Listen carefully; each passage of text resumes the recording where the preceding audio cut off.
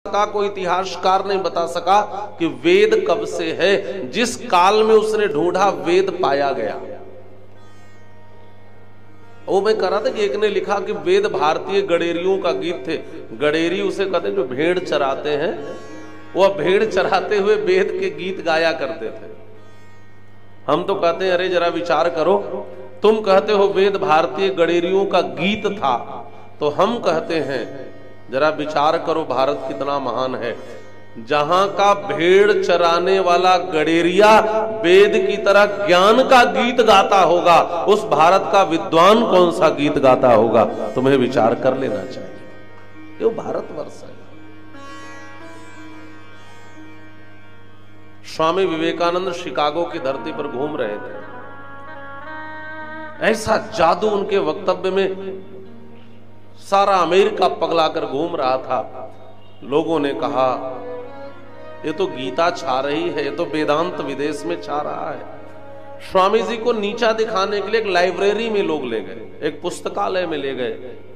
गीता की पुस्तक को सबसे नीचे रख दिया और दुनिया के जितने धर्म ग्रंथ थे सबको ऊपर रखा, सबसे ऊपर बाइबिल को रखा।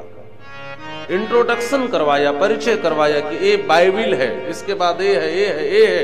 और स्वामी जी आपकी जो गीता है भारत की पुस्तक को सबसे नीचे है, छोटी सी गीता, उसके ऊपर सबको रखा। बताना चाहते थे कि आपके यहां जिसमें ज्ञान है वो सबसे नीचे है और ये सबसे ऊपर। स्वामी विवेकानंद मुस्कुराए, आगे बढ़े और उन्होंने झटके से अपनी गीता को खींच लिया। अच्छा, नीचे वाली पुस्तक खींच दीजिए तो ऊपर वाले भरभरा कर गिर गए। उन्होंने कहा बात समझ में आई, ये भारत के ज्ञान की पोथी के ऊपर ही सबका ज्ञान टिका हुआ है। जिस दिन हमने अपनी गीता खींच ली, उस दिन सारे दुनिया के ज्ञान भरभरा कर जमीन पर गिर जाएंगे। ये भारत ज्ञान का देश है। हमें विरासत में ज्ञान मिला है, लेकिन हम वेद को समझ नहीं पाए। आप पूछ सकते हैं कि आप क्या कहेंगे कि वेद कब से? भाई ठीक है, दुनिया का कोई इतिहासकार आज तक काल निर्धारण नहीं कर सका, बड़े बड़े विचारक हुए, लेकिन आप क्या बता सकते हैं कि वेद कब से है? अच्छा, एक बात मैं आपसे पूछूं, आप बता सकते हैं कि भगवान कब से हैं? दुनिया में कोई ग्रंथ कोई यह नहीं बता सकता कि ईश्वर कब से है। वही तो एक है जो सनातन है, शाश्वत है। कब से है कोई बता सकता है क्या? हम चाहे जितना अनंत अनंत अनंत लगाते जाएं, अनंत काल लगाते जाएं, लेकिन उसका अंत नहीं हो सकता। अच्छा, एक चीज और बताएं, वेद जो है ये भगवान का श्वास है महाराज। गोस्वामी तुलसीदास जी ने लिखा है, राम जी किस वेद को पढ़ने जा रहे हैं?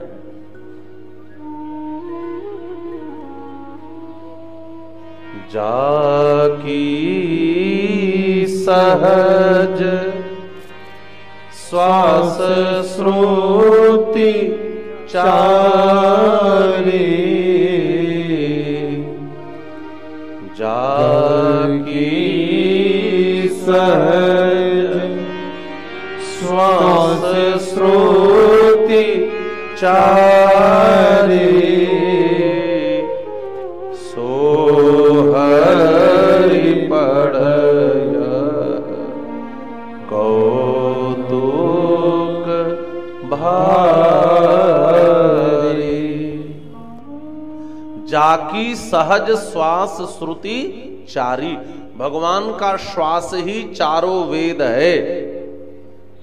वेद को क्या है? भगवान का सांस है। सांस समझ रहे? श्वास। अच्छा, हम आपसे पूछें कि आपकी सांस आपके साथ कब से है, आपका आंसर क्या होगा? बोलिए। कथा के बीच में बातचीत न करिए, अभी 1-2 घंटे में छोड़ दूंगा, खूब बात करिएगा। अच्छा, मैं दूसरे प्रकार का वक्ता हूं, सुनाने आता हूं तो सुना के ही जाता हूं। नेता का भाषण नहीं कि जिंदाबाद मुर्दाबाद में भाषण भी चलता है।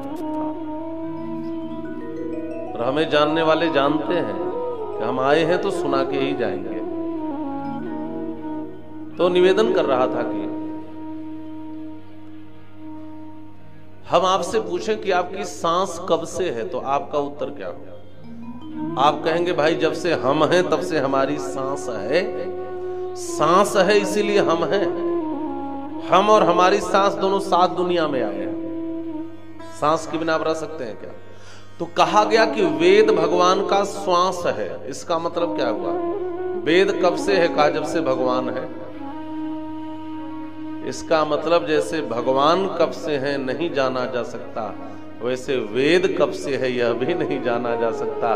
लेकिन यह जरूर कहा जा सकता है जैसे भगवान अनादि है, उनका आदि नहीं है, वैसे वेद भी अनादि है।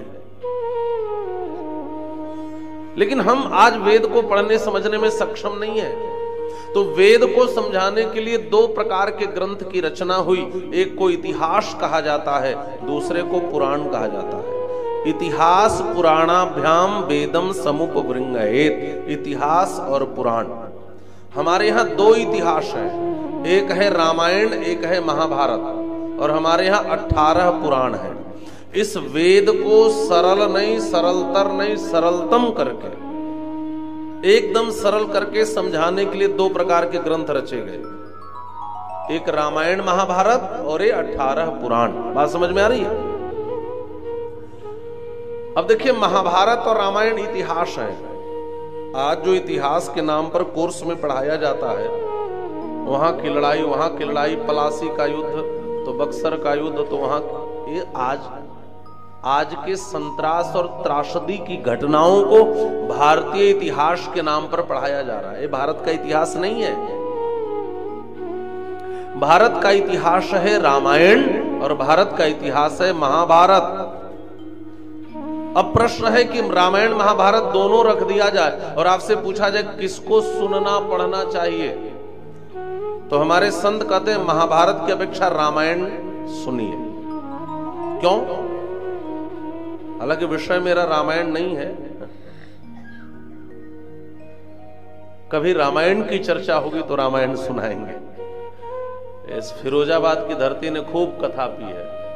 हमारे यहाँ श्री हरिओम जी भी आए हैं। यहाँ पे ही रामायण की कथा आपके द्वारा ही आयोजित हुई थी। तो कथा तो सारी कही जाती है, सुनी जाती है, लेकिन उसका निहितार्थ क्या है, थोड़ा कुछ शब्द में बता रहा हूं मैं। आप पूछ सकते हैं कि रामायण ही क्यों सुने। दो उदाहरण दे रहा हूं मैं।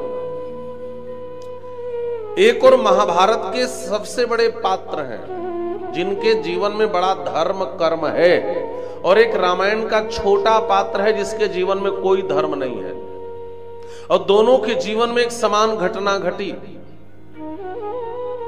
महाभारत का सबसे बड़ा पात्र है, आप शायद जानते होंगे, नाम है पितामह भीष्म। बड़ा इसलिए है उनकी उम्र बहुत ज्यादा है, जब तक चाहे तब तक नहीं मर सकते, ऐसा उनके पिता ने ही वरदान दिया है। एक पिता खुश हो जाए तो अपने बेटे को जो वरदान दे सकता है, वैसा वरदान संसार का कोई देवता भी नहीं दे सकता। बाप ने दिया आजीवन। बाप ने कहा इच्छा मृत्यु का वरदान, न चाहे तो कभी न मरे और जब चाहे तो मर जाए, ऐसा वरदान दिया। ये महाभारत के सबसे बड़े पात्र हैं। इनके आंखों के सामने इनकी ही कुलवधू की लाज लूटी जा रही थी। भगवती द्रौपदी रो रही थी, गिड़गिड़ा रही थी।